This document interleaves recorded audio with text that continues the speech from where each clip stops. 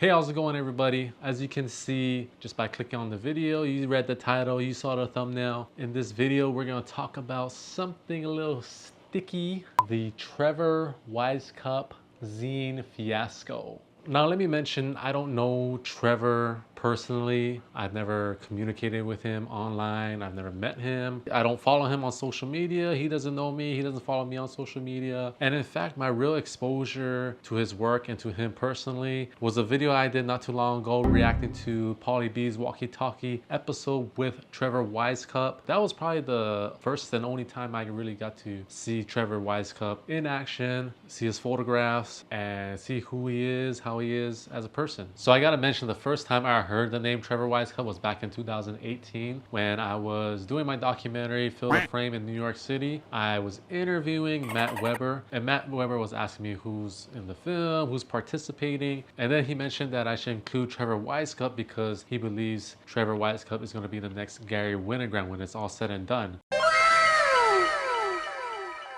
I did not know who Trevor Wisecup was at that time. I had no idea about his work, who he was, how he looked like, anything like that. But to hear that strong statement from Matt Weber, I kind of rolled my eyes a little bit. And yeah, I've never forgotten that statement. I've never forgotten those words from Matt Weber. I will always remember that. And yeah, maybe Weber will be right sometime down the line. Who knows? But anyway, in this video, we're going to talk about Trevor Wisecup's Zine Fiasco. So basically, from what I've seen online, there's also a Reddit post on this. You just Google it. So around last year, July 2023, Wisecup decided to put together zine and start selling them, making that money. And look, he has a great following. He has fantastic supporters, people that believe in him, people that love his work, love his art. And yeah, that makes sense to do. So he made this official announcement on Instagram. It wasn't like a Kickstarter or GoFundMe campaign or anything like that. It was a simple Instagram post. Hey, I'm making a zine. Resurgence is the title of it. It's a limited edition and I'm putting it out there for $50 with $5 shipping. If you're interested in one, DM me. Well, first of all, $50 for a zine, that's crazy. But if people are gonna pay that much for a zine, more power to you. I ain't hating on nobody that's trying to make a few extra bucks on the side from their artwork or from any side initiative. So the fact that you're able to get people to pay that kind of money for a zine that typically is usually anywhere from 8 to 15 bucks at most, congratulations. Funny thing is, you sell out something before even printing it or pre-ordering something. I mean, that doesn't really make sense. So anyway, so the transaction was simple. You send Trevor a DM. He sends you his Venmo or PayPal information. You send over the money, the address where it needs to be shipped, and the transaction is done. Now, he might have gotten more and accepted more than 200 requests. And if you add that up, 50 times 200, we're excluding the shipping now. That's $10,000. $10,000. I'm gonna assume that that's probably money he's never seen in his life flowing into his bank account. And I think he's a young guy. I think he's probably like 26 or younger, maybe, I don't know. Under 30 for sure. I'm sorry, it's addition of 250. So that's even more money. 12,500, I think, if I have my math correct. So you just DM at Resurgence Trevor Wisecup to pre-order. So $5 shipping and $15 for shipping and handling internationally. So it can be expensive as up to $65 for a zine. There's one misleading thing here. And if you look at his post from August 7th, 2023, it lives at Resurgent Trevor Wisecup. The image looks like a hardcover book and not a zine. So it's very, I don't know if he just used that money to publish himself a self-published book or what, but it's really odd.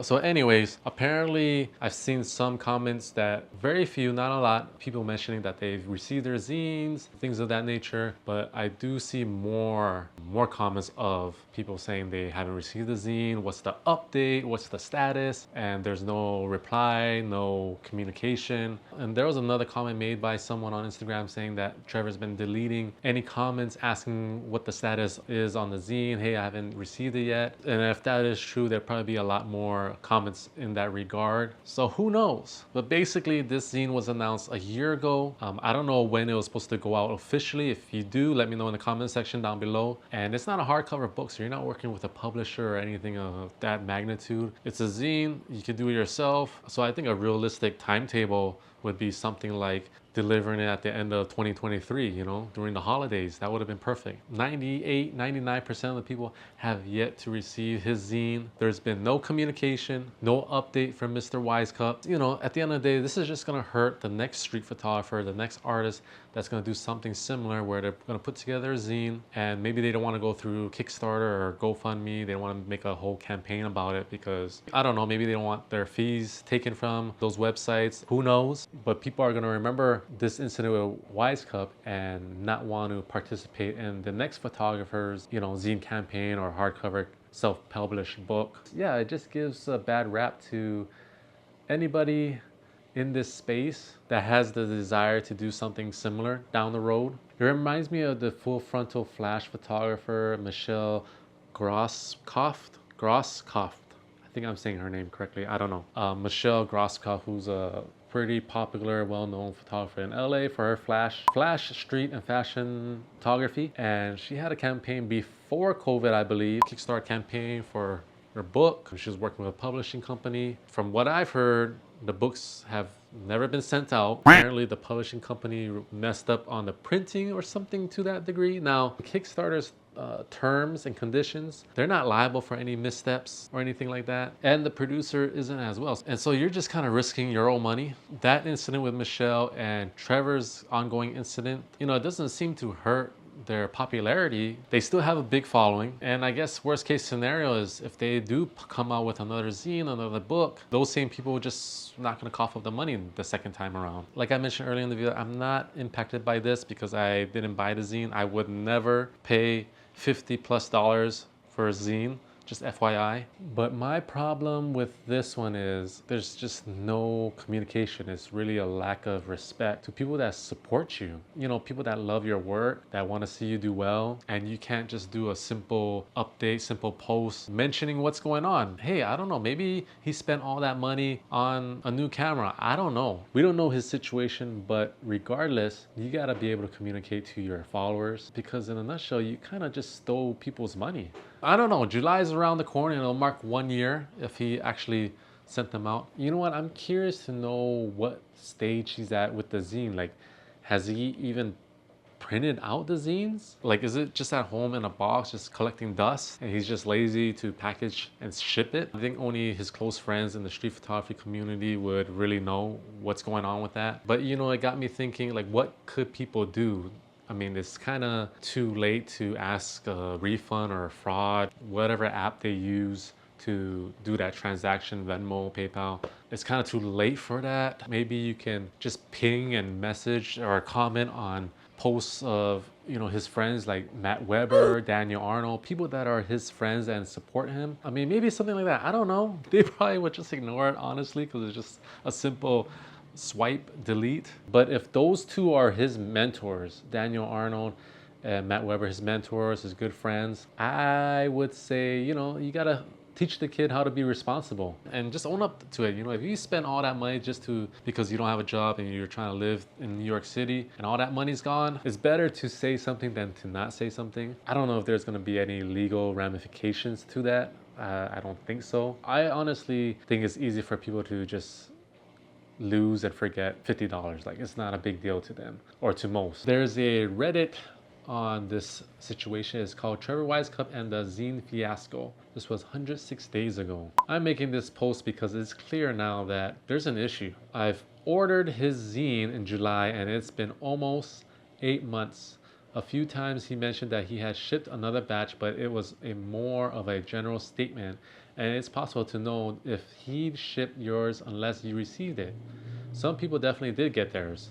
However, there are always fresh comments on his Insta asking where their zine copy is, and he even turned comments off on his last post. I think people are starting to get annoyed after parting with $55+ for something that hasn't materialized. Yeah, I don't think he actually printed the 250. He probably printed like 10 copies or so. Sometimes artists are not the best business people. I can't speak for Trevor, but if it's taken 8 months for a zine that was already finished, it's probably because he ran out of money or is just lazy. I don't know how you run out of money if you did indeed pre-printed it and you calculated everything. I don't know how you you would usually be in a net profit, right? Unless it did cost $50 to print the zine and $5 to $15 to ship it, and he's just breaking even. I highly doubt it. Probably got all that money. He never seen that amount of money in his life that fast, and he probably printed like